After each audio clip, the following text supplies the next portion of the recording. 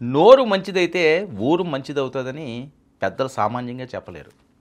మన నోటి దురద నోటి దోల తీర్చుకోవడానికి ఇష్టం వచ్చినట్లుగా అవకాశం ఉంది కదా అని మాట్లాడేస్తే దాని పర్యవసానాలు చాలా దారుణంగా, నీచంగా, ఇబ్బందికరంగా ఉంటాయనడానికి ప్రత్యక్ష సాక్ష్యం గతంలో వైసీపీ కొంతమంది నాయకులకి ఇచ్చే ట్రీట్మెంట్లు.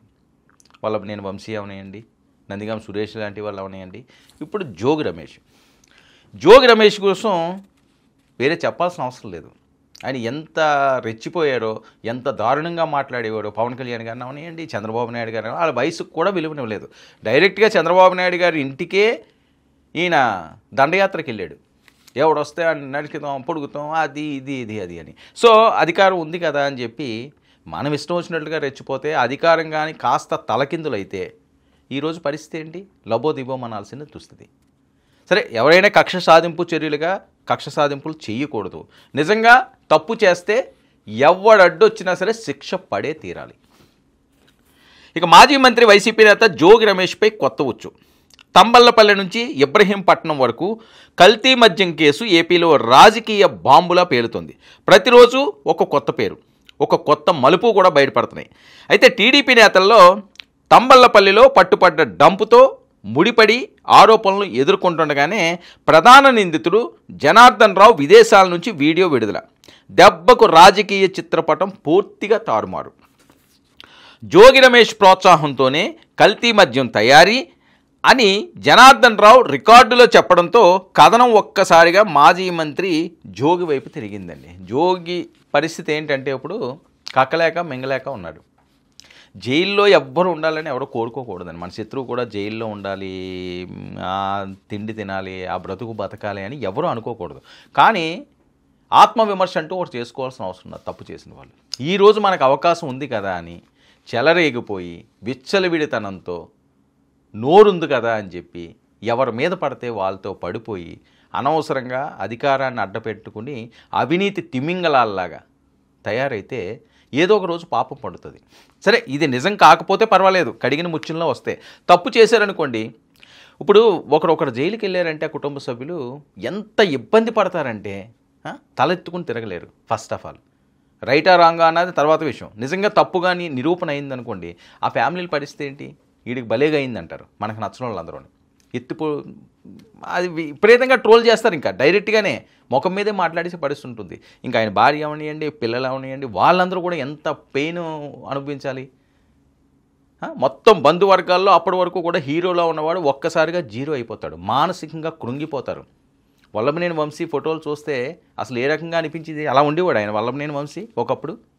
జైలుకి వెళ్ళి వచ్చిన తర్వాత చూడండి ఎంతలా వాడిపోయాడు అని. సో అదే జాగ్రత్తగా ఉండాల్సిన అవసరం ఉంది. అది ఎవరైనా ఏ పార్టీ వాళ్ళన్నా, ఇప్పుడు కూటమి పార్టీ వాళ్ళన్నా సరే, ఎవరైనా ఎమ్మెల్యేలు మినిస్టర్లు రెచ్చిపోయి ఇష్టం వచ్చినట్లుగా తప్పులు చేసో లేకపోతే ఎవరినో దూషించో ఇష్టం వచ్చినట్లుగా మాట్లాడి నోరు అదుపులో పెట్టుకోవాలి. ఎవరికి లేదు నోరు? బూతులు తిట్టడానికి ఏమైనా యూనివర్సిటీకి వెళ్ళి నేర్చుకోవాలా? ప్రతి ఒక్కడికి బూతులు వచ్చు, ప్రతి ఒక్కడికి హెచ్చరికలు వచ్చు కదా అని చెప్పి మనం బరి తెగించాల్సిన అవసరం లేదు కదా. ఆ సమాజానికి మంచిది కాదు కదా. ఏం మెసేజ్ ఇస్తున్నాం? మనం ఒక ఉన్నతమైన పదవుల్లో ఉండి ఒక మంత్రి అవ్వడానికి ఎంత అదృష్టం ఉండాలండి? ఒక ఎమ్మెల్యే గెలడానికి ఎంత అదృష్టం ఉండాలి? కొన్ని లక్షల మంది మనల్ని నమ్మి ఓటేస్తే మనకు ఆ పదవి వస్తుంది. కోట్ల మందికి సేవ చేసే మహద్భాగ్యం మంత్రి అయితేనే. సో అలాంటి స్థానాన్ని మనం బూతుల కోసమో లేకపోతే ఇంకో దానికోసమో ఉపయోగిస్తే పరిస్థితి ఈ రకంగానే ఉంటుందని.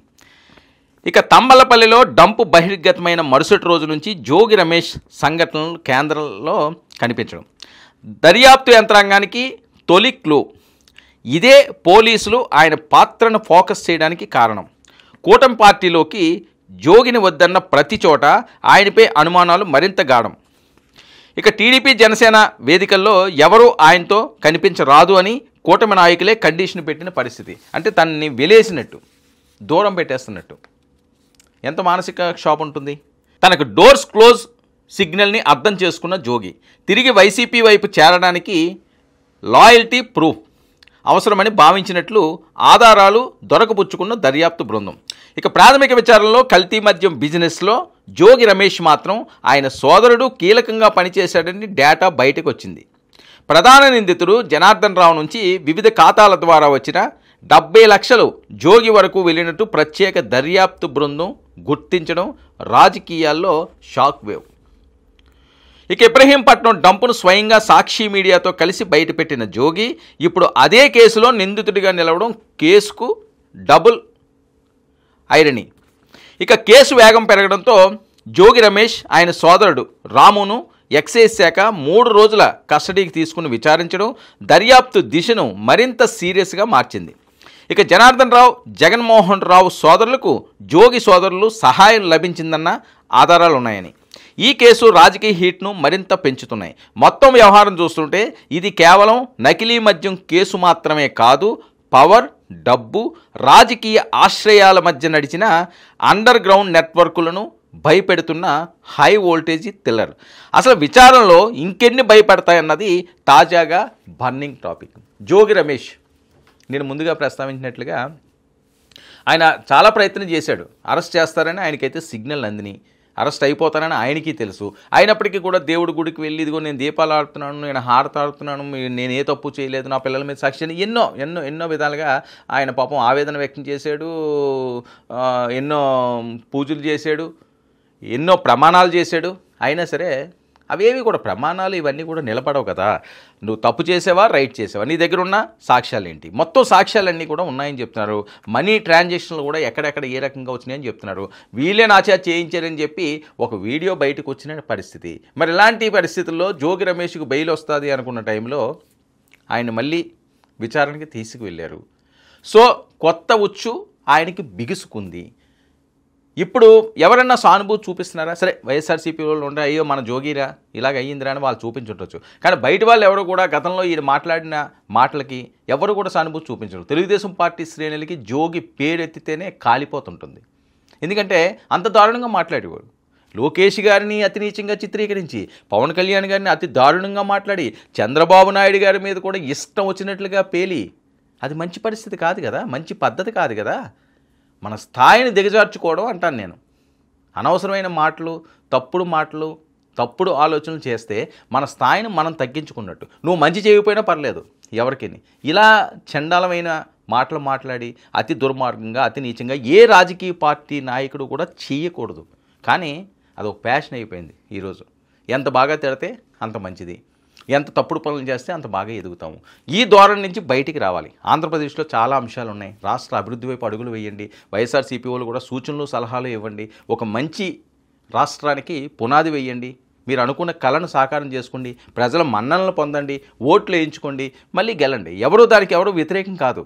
మంచిగా వెళ్ళండి, మంచిగా గెలండి. కానీ ఏదో ఆశించి ఎవరినో మెప్పించడానికి మనం నచ్చినట్లుగా ప్రవర్తిస్తే అది ఎప్పటికైనా సరే కాలిపోతుంది అనడానికి ప్రత్యక్ష నిదర్శనమే జోగి ఇష్యూ.